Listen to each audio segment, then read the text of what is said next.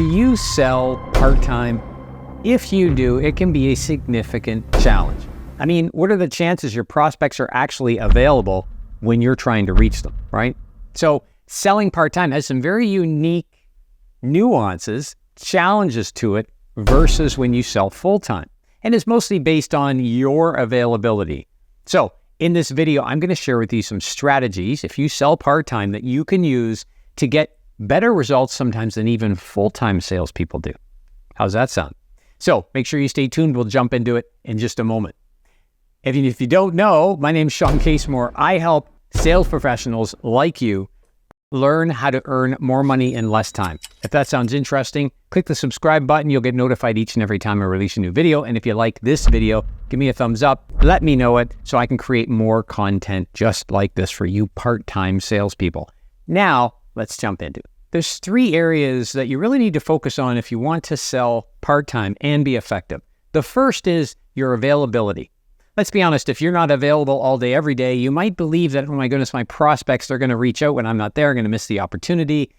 That could be true, but what I would suggest you do is just communicate very openly to everybody as to what your availability is. Here's a simple example. You can add your email signature or as just a little box that is along the bottom of your email signature that talks about what days or what times you're typically available.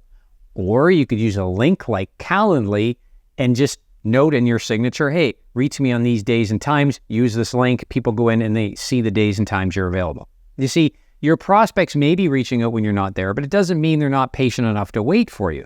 They don't really care when you're there. Let me give you an example. There's full-time employees that get prospects contact them after hours and they've got the same concern. But as long as you've got methods in place to communicate to prospects when you're available, most often they'll use those times.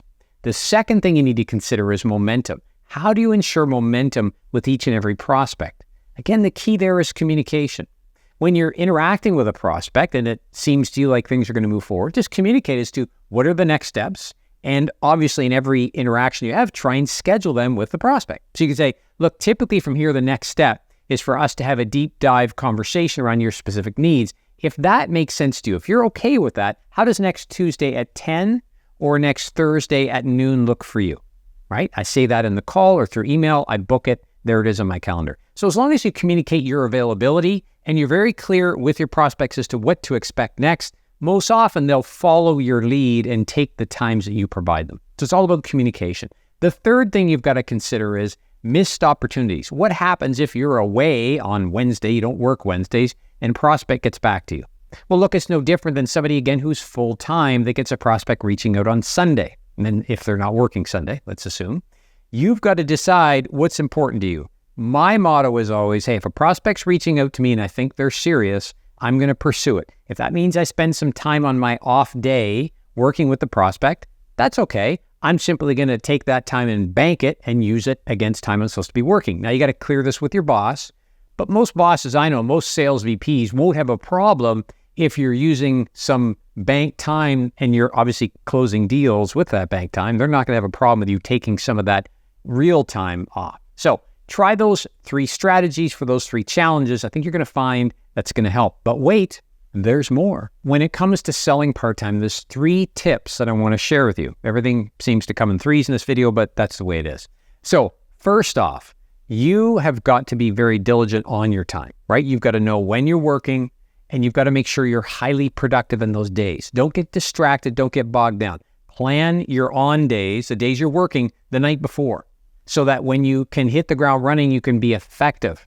What I've often found is it's easy for part-time and full-time sales professionals to come into the office and get their day going then. I'm going to open emails to see what happens. Well, then you can't be productive. You've got to plan that time and come in and hit the ground running. So in order to be effective, just plan out your days. Be strict with your time, right? Because if you do that, you can get more done. So that's the first tip I want to share with you. The second is mindset. Don't worry so much about people being available when you're not, or vice versa. You're not available when they are. Again, if you communicate when you're available, most people are okay with that. There will be the odd prospect that'll push back, and then you can decide, do I deal with this person off hours or not? But most people, if you communicate when you're available, they won't question it because they know you're not just sitting by the phone all day waiting for them. They know you have other things to do. Again, there's the rare exception, but that's not the norm. So focus on the norm.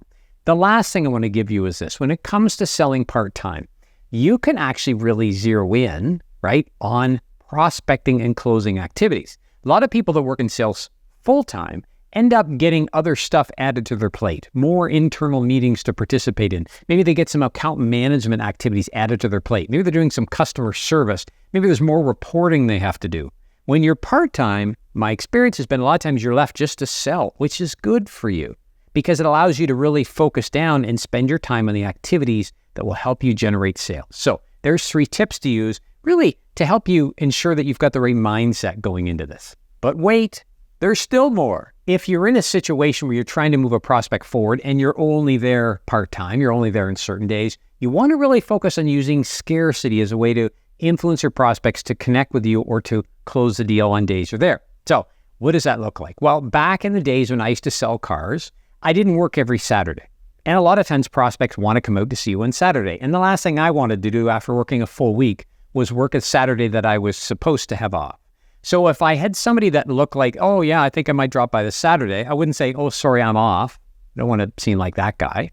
But what I would say is, Saturday might work. I've got some appointments that I'm trying to juggle around here, but I'll suggest right now, if you can make it in Friday, there's a chance that that car you're looking at may be gone because I know there's some other people looking. So would we be able to make something happen Friday? Now, I'm going to be honest with you, that wasn't a lie. I mean, I wouldn't make that up if there wasn't somebody interested in the car. My point is you've got to be crystal clear and you've got to set the agenda relative to some scarcity that may need to exist in order to influence a prospect to stick with your schedule. So don't lie, be truthful, but spend some time thinking through, well, what are some things that I could share here that might make this a scarce opportunity, that might threaten this deal, that might slow things down for the prospect, that might affect the price for the prospect?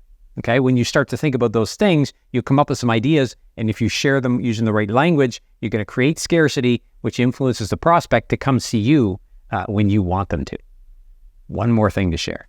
You've probably heard, if you've watched any of my other videos, me talk about time blocking. Now, time blocking is a really good strategy for full-time people who I mentioned earlier. Oftentimes, their plate gets loaded with a lot of unselling, that's not the right word, non-selling activities, right? Administrative stuff. And that can take up a lot of your selling time. So time blocking works well in that environment. But if you're part-time and you're really just expected to prospect and close and everything in between, and you don't get dragged and do a lot of other stuff, time blocking doesn't always work because you don't have a lot of time in the day. What you need to do is simply, as I mentioned earlier, make a plan and pick your top 3 priorities every day. So here's what that might look like. Let's say tomorrow I'm going to be reaching out to some prospects. I'm going to follow up with some prospects, and I've got one meeting where I'm hoping to close and one meeting that's an initial meeting where I'm hoping to get something going. Well, what are your top 3 priorities? It's probably the meeting I'm hoping to close, it's the other meeting, and then maybe it's reaching out to 5 prospects, right? I would plan tomorrow with those 3 at the top of my list. Those happen first. Those get booked on my calendar, nothing else. Anything else I want to do, I make a plan around it and I execute, but if I don't get it done, that's okay.